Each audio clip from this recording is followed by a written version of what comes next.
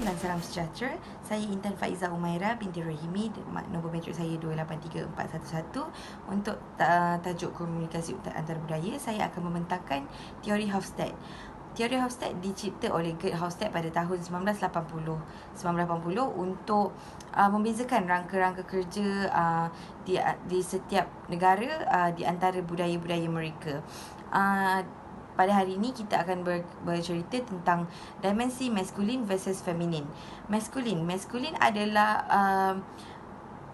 menjurus kepada kelakian, peranan jantina kelakian, ketegasan, sifat untuk mendapatkan harta dan keberanian. Manakala feminin pula adalah berperanan sebagai jantina perempuan, kelembutan, sikap keprihatinan dan kasih sayang.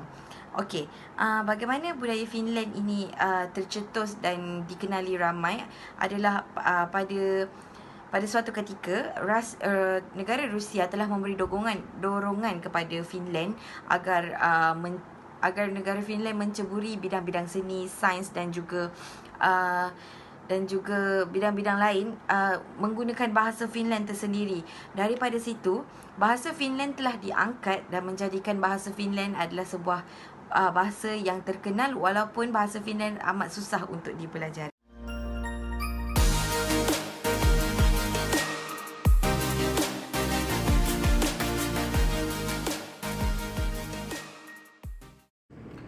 Assalamualaikum dan salam sejahtera. Saya Muhammad Ahmad Fitri bin Abdul Razak, nombor metrik 283255. Saya ingin membentangkan tentang sejarah budaya Hofstede, masculinity atau femininity. Bermula pada tahun 1965, Gerd Hofstede, seorang ahli psikologi sosial Belanda, menjalankan penyelidikan yang kemudiannya membawa kepada perkembangan teori budaya dan dimensi budaya. Salah satu dimensi budaya yang beliau kemukakan ialah dimensi masculinity atau femininity yang menggambarkan perbezaan nilai gender dalam sesebuah masyarakat. Hofstede memperkenalkan dimensi masculinity atau femininity untuk menjelaskan perbezaan antara masyarakat yang mengutamakan nilai maskulin seperti kejayaan, penguasaan dan persaingan. Masyarakat yang cenderung menghargai nilai feminin seperti keharmonian, kerjasama dan penjagaan. Nilai-nilai masculinity umumnya menjurus kepada penekanan kepada kekuatan, cita-cita dan pencapaian individu, manakala nilai-nilai kewanitaan menekankan keprihatinan. Keprihatinan dan keprihatinan terhadap orang lain dan keseimbangan hidup. Kedua-dua nilai ini tidak bertentangan, sebaliknya merupakan kesinambungan yang mencerminkan keutamaan yang berbeza dalam masyarakat. Seiring dengan penyelidikannya yang melibatkan ribuan responden dari pelbagai negara, Hofstede mengenal pasti sejumlah besar perbezaan budaya dalam dimensi masculinity atau femininity. Sesetengah negara mempunyai kecenderungan yang lebih kuat ke arah masculinity, manakala yang lain lebih cenderung kepada feminin. Penggunaan dimensi ini telah membantu dalam memahami bagaimana nilai jantina dicerminkan dalam tingkah laku dan kehidupan seharian dalam pelbagai masyarakat. Ini memberikan pemahaman yang lebih mendalam tentang bagaimana peranan jantina, hubungan sosial dan struktur kuasa diatur dalam masyarakat tertentu. Walau bagaimanapun adalah penting untuk diingatkan bahawa dimensi masculinity atau femininity hanyalah satu aspek kerumitan budaya. Nilai jantina boleh dipengaruhi oleh pelbagai faktor seperti agama, tradisi, politik dan perkembangan sosial. Selain itu, individu dalam budaya mungkin mempunyai keutamaan dan kecenderungan yang berbeza dalam nilai tersebut. Sebagai contoh, budaya Melayu sendiri yang merangkumi sebahagian penduduk Malaysia, Indonesia dan Brunei boleh dianalisis sebagai menggunakan dimensi masculinity atau femininity Hofstede. Budaya Melayu umumnya berorientasikan masculinity. Ini mencerminkan penekanan kepada nilai-nilai seperti keharmonian, kerjasama dan keprihatinan terhadap kebajikan orang lain. Budaya Melayu mementingkan sifat-sifat seperti lemah lembut, prihatin dan bekerjasama dalam perhubungan sosial. Konsep gotong royong yang mengutamakan kerjasama dan gotong royong sesama anggota masyarakat merupakan contoh yang jelas bagi nilai kewanitaan dalam budaya Melayu. Sebaliknya, Finland mempunyai kecenderungan ke arah femininity yang kuat mengikut dimensi Hofstede. Budaya Finland menekankan kesaksamaan jantina, keprihatinan terhadap kualiti hidup dan nilai sosial yang menyokong kehidupan yang seimbang. Finland mempunyai tradisi kesaksamaan jantina yang kukuh di mana peranan dan tanggungjawab keluarga dan kerjaya dianggap sama antara lelaki dan wanita. Prinsip kesaksamaan, penjagaan dan keadilan adalah nilai teras oleh budaya Finland.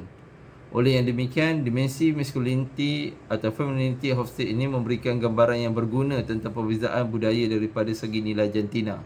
Walau bagaimanapun adalah penting untuk memahami budaya Hofstede ini adalah fenomena yang kompleks dan boleh berubah dari semasa ke semasa. Penggunaan dimensi ini hendaklah dijalankan dengan teliti dan seimbang dengan pemahaman yang mendalam tentang konteks sosial dan sejarah masyarakat berkenaan.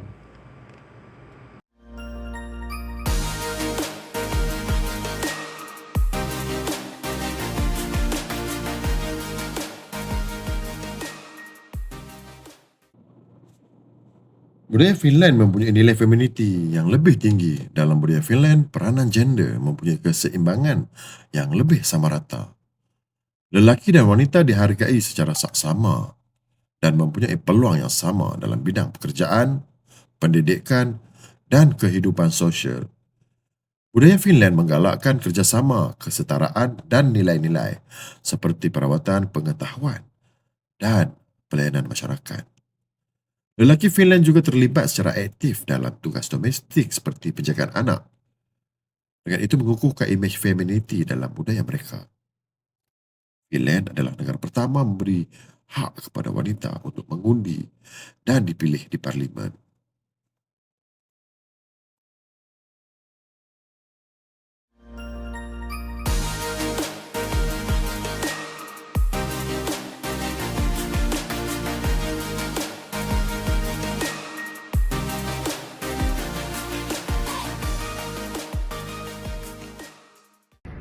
Assalamualaikum dan selamat sejahtera. Saya Suria binti Kasim, 283368. Nilai budaya Hofstede, masculinity, femininity, budaya Melayu dan Finland. Agama memainkan peranan penting dalam membentuk norma dan nilai budaya sesebuah masyarakat. Di Malaysia, majoriti penduduknya adalah beragama Islam, manakala di Finland, majoriti mereka adalah Kristian Lutheran. Walaupun agama boleh mempengaruhi pandangan masyarakat tentang kelelakian dan kewanitaan, adalah penting untuk diperhatikan bahawa budaya juga dipengaruhi oleh banyak faktor lain seperti sejarah, tradisi dan persekitaran sosial. Islam di Malaysia mempunyai pengaruh yang kuat terhadap norma sosial. Dalam Islam, terdapat pandangan tentang peranan gender yang berkaitan dengan masculinity dan femininity. Lazimnya dalam budaya Melayu, lelaki dianggap sebagai ketua keluarga dan bertanggungjawab dari segi kewangan dan melindungi keluarga mereka. Lelaki juga diharap untuk menjunjung kehormatan, keberanian dalam setiap tindakan mereka. Namun begitu, dalam Islam, peranan wanita ini secara umumnya tertumpu kepada keluarga dan rumah tangga. Wanita diharapkan dapat memainkan peranan sebagai seorang ibu dan isteri yang baik. Namun begitu, terdapat juga perbezaan dalam kalangan kumpulan etnik di Malaysia, di mana ramai juga wanita terlibat dalam tenaga kerja untuk menyumbang kepada ekonomi keluarga. Di negara Finland, majoriti mereka adalah penganut agama Lutheran. Agama ini cenderung lebih liberal dari segi peranan gender. Konsep masculinity dan femininity di Finland lebih dipengaruhi oleh kesaksamaan dan nilai sosial yang menghargai kebebasan individu. Lelaki dan wanita di Finland dijangka berkongsi tanggungjawab keluarga dan kerjaya dengan cara yang lebih seimbang. Di Finland, nilai egalitarian dan kesaksamaan jantina diamalkan secara meluas. Wanita Finland mempunyai peluang yang sama seperti lelaki untuk mengambil bahagian dalam kehidupan sosial, politik dan ekonomi, di mana wanita digalakkan untuk berkerjaya, di mana mereka boleh mempunyai kebebasan kewangan mereka sendiri. Pandangan tentang maskuliniti dan kewanitaan bukan sahaja ditentukan oleh agama, tetapi juga oleh faktor sosial, budaya dan individu dalam sesebuah masyarakat. Selain itu, pemahaman tentang maskuliniti dan femininiti terus berkembang seiring dengan perubahan sosial dan budaya yang berlaku di Malaysia dan Finland.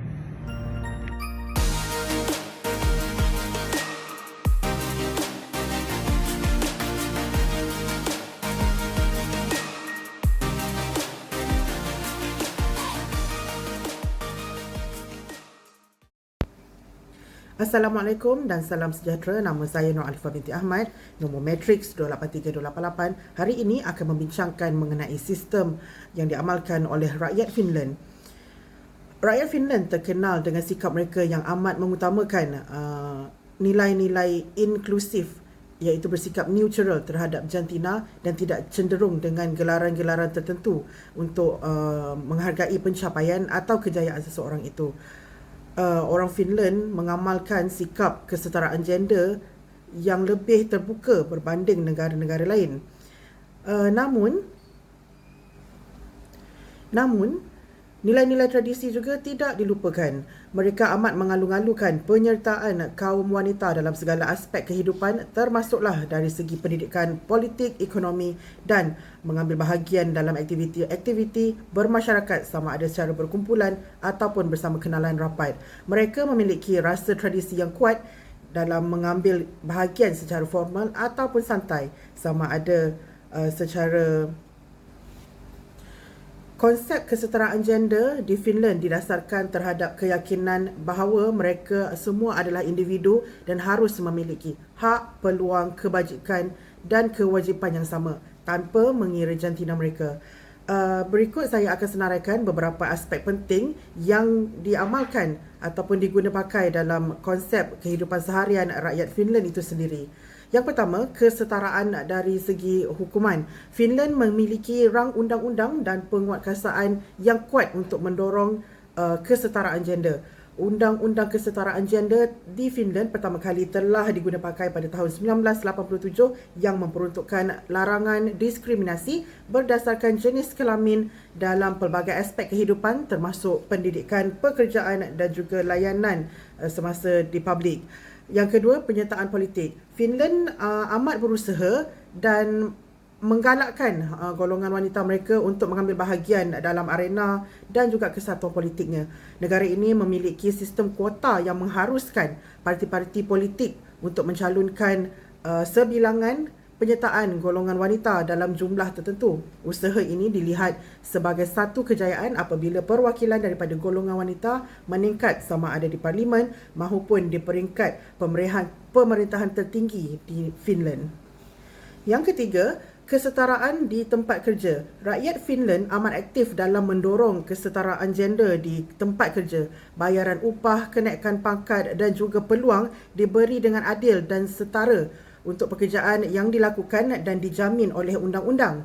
Program-program bagi mengembangkan karier dan latihan diberikan kepada golongan wanita terutamanya untuk menggalakkan penyertaan mereka dalam bidang-bidang tertentu, terutamanya bidang yang sebelum ini didominasi oleh golongan lelaki secara tradisinya. Dan juga yang keempat, pendidikan dan penerimaan. Finland memberikan perhatian yang serius terhadap pendidikan dan juga penerimaan gender dari peringkat awal usia kanak-kanak itu sendiri.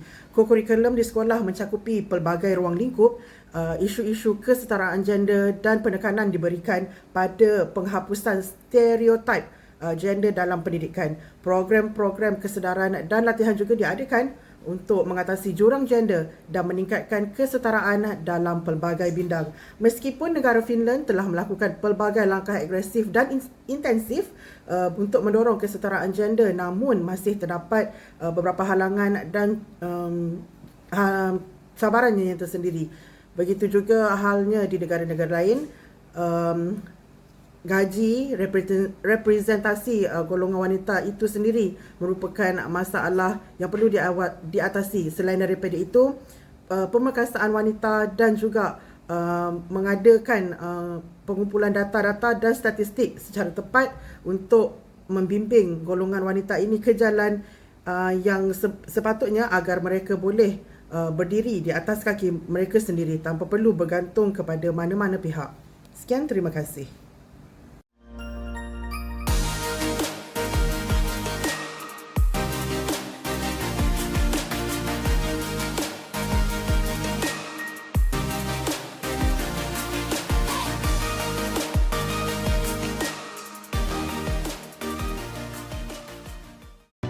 Selamat sejahtera, nama saya Nalini Ibrahim, nombor matrik 283279.